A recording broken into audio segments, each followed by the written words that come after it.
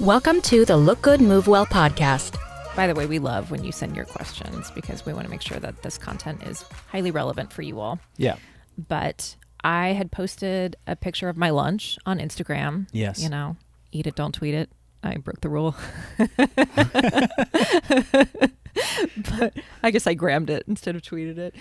But I was making an effort to represent functional bodybuilding nutrition, which actually sparked a couple DMs back, which was interesting because I was eating a super simple lunch of some beef patties and some broccoli and an orange.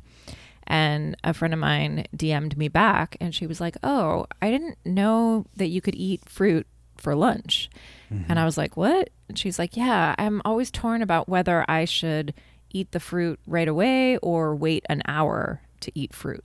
Yeah. And I was like, "Wow, I've never heard of eating an hour. Why would you wait an hour?" She's like, "I don't know, something about insulin and the sugar from the fruit." I was like, "I don't know much about insulin, so I'm going to ask Marcus." Yeah.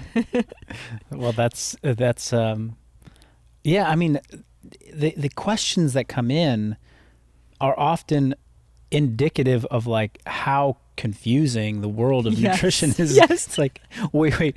So wait, this what is are you thing? asking? You're like, yo, like I am like feeling great. I'm like crushing my workouts, all this stuff. But I saw this podcast or I saw this post. Like, should I not eat broccoli? Like, what's going on? Yeah. It's like, wait a minute. Well, hold on a minute. Hold a second.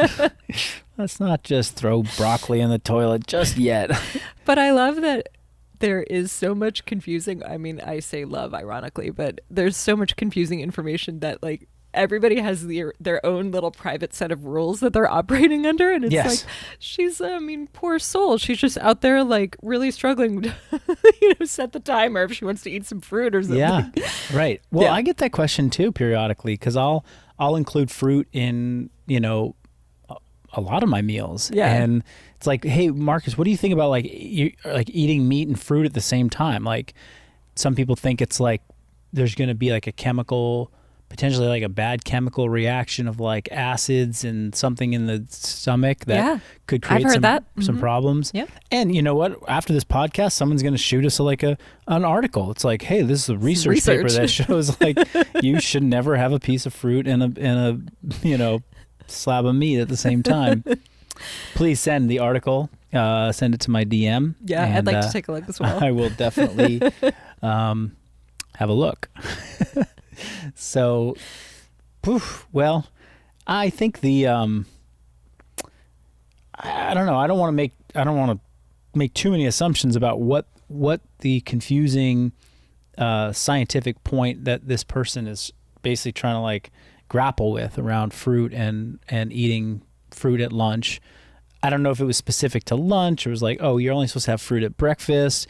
Do you get the sense that it was like fruit at lunchtime is bad, or was it you can't have fruit with a meal? Yeah, with a meal. You can't have it with a meal. Yeah. Because there would be like some insulin blood sugar explosion. response. I don't know. Yes. Well, insulin is a big, hot topic for sure. Insulin resistance is a big, hot topic. Insulin resistance is something to be mindful of. Like, are you insulin resistant or do you have sensitivity to insulin? I think insulin, for people who might not fully understand it, is, to simplify it as much as possible, insulin is just a hormone in our body, and hormones, they get released due to certain environmental triggers or triggers in our body, and then they're basically like messengers that go around and tell the body to do some things. We have sex hormones which impact our reproductive cycle.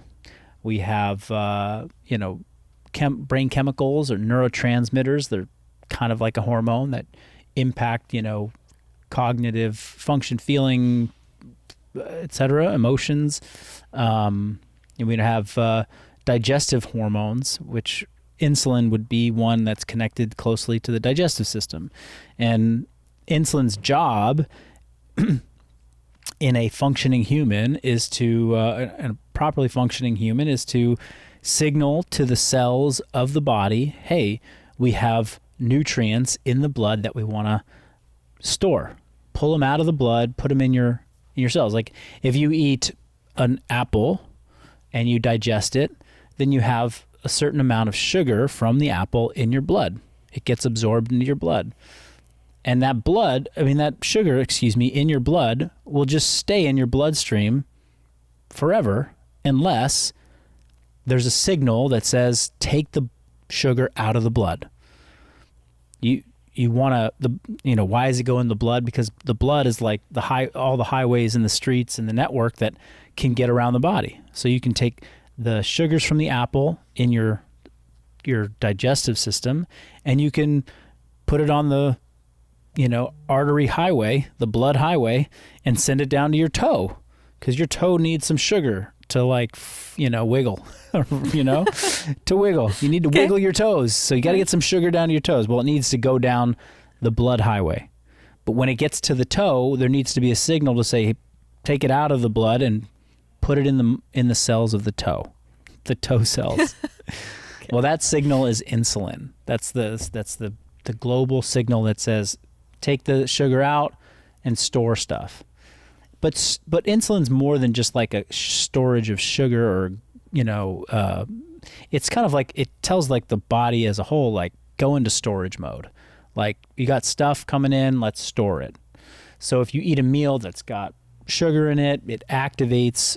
That's like the trigger to like tell your body, pump some insulin out. So blood sugar elevates. And then shortly thereafter, if you're like, a normal functioning person, insulin gets pumped out of your pancreas, and then it goes around the body, and your toe cells feel like they get slapped by some insulin. Like, oh, insulin's like, wake up. And, oh yeah, I'm awake. And okay, yeah, open up my sugar channels and let the sugar in.